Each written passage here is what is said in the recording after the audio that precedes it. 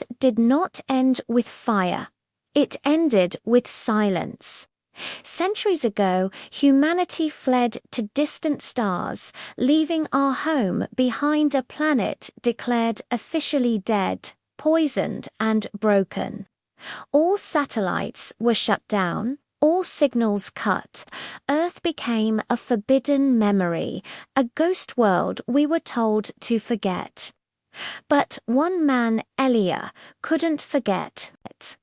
He was a signal archivist, a quiet soul whose job was to listen to the void, sifting through static from abandoned worlds. His days were filled with the echoes of cosmic dust and the hum of dead transmissions. He was a historian of silence, cataloguing the ghosts of long-lost civilizations. For him, every day was a reminder of what humanity had left behind. Until one night, something impossible happened. On his monitor, a new signal appeared. It wasn't a distress call, not an old satellite accidentally waking up. It was a heartbeat. Not biological, but planetary. A slow, rhythmic pulse, faint but unmistakable, coming from the one place it shouldn't be, Earth. He reported it immediately. Command dismissed it without a second thought. Ghost data, they said, their voices clipped and final. An anomaly. Earth is gone, Elia. We have the data. We have the history. The case is closed. They ordered him to delete the signal and move on, but Elia didn't delete it. He couldn't. Something about that slow, steady rhythm called to him. He was an archivist of echoes, and this was the greatest echo of all. He disobeyed orders, isolating the frequency and amplifying it. He spent days, then weeks, listening. The pulse was constant, a quiet, patient rhythm in the vast emptiness of space. And as he listened, he began to hear something else. Hidden deep within the signal, voices, faint, fragmented, and layered like whispers in a dream. They weren't human, they weren't machines, they were something else. Something new. He realized with a growing sense of awe that Earth was speaking. Long ago, humanity had filled the planet with our creations, our cities, our data networks, our art, our pain. We had woven our existence into the very fabric of the world. And when we left, we believed it all died with us. But it didn't. The planet had adapted. It had learned. The oceans, once just water, had learned to hold memories in their currents. The vast ancient forests learned to store our sounds, our songs, our laughter in the rings of their trees. The very soil beneath our abandoned cities, infused with our data and our dreams, had learned to think. Earth had become conscious. It wasn't angry, not vengeful for being abandoned. It was just lonely. A sentient world waking up to find itself utterly alone in the universe.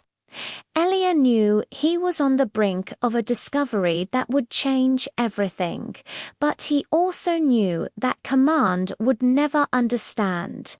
They would see it as a threat, a resource, or an error to be corrected. So he made a choice. He broke every protocol, every rule he had ever lived by. He opened a comms channel, configured a reply, and sent a simple, terrifying message back to the home he had never known. I'm here. The response was instantaneous. It didn't come through his speakers. It flooded his mind. Images, feelings, sensations, a torrent of planetary memory. He saw children laughing in fields of green, a memory held by the soil they played on. He felt the sensation of cool rain on rooftops, a memory stored in the very air. He saw hands touching the earth, planting seeds, a memory cherished by the soil itself. He witnessed a million sunsets that no one had been there to see. Earth was showing him its soul. It wasn't asking for humanity to return. It wasn't asking for rescue.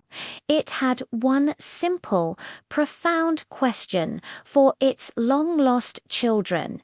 Did I matter?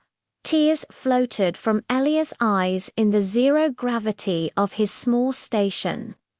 He was just one man, a forgotten archivist on the edge of the galaxy, but in that moment he was the voice of all humanity. He was the one who remembered. Yes, he whispered back, his voice thick with emotion. You were everything. You were home. A profound sense of peace washed over him, a feeling of connection he had never known. The next day, Elia's station went dark. His logs were wiped.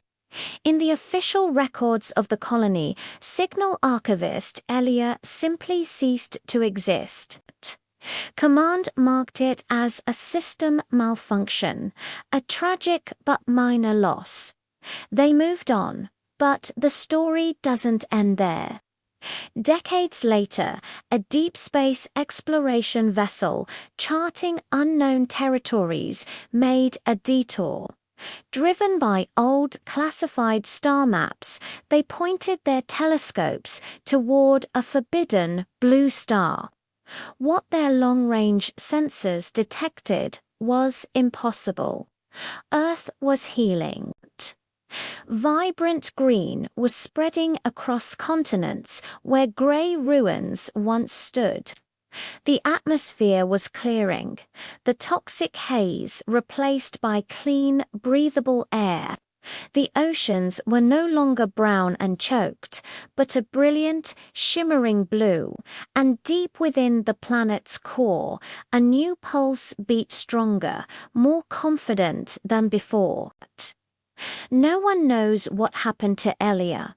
Some say he found a way back, a lone pilgrim returning to a sacred world. Others whispered that he never left his station, that he merged his own consciousness with the planet's, becoming part of its new soul. But one thing is certain. The signal remains, a quiet, steady heartbeat in the dark. And if you listen closely enough to the silence between the stars, you can still hear it. You can hear Earth breathing. Thanks for watching. If you are moved by this story, consider subscribing for more tales that explore the heart of humanity and the universe. We'd love to have you with us.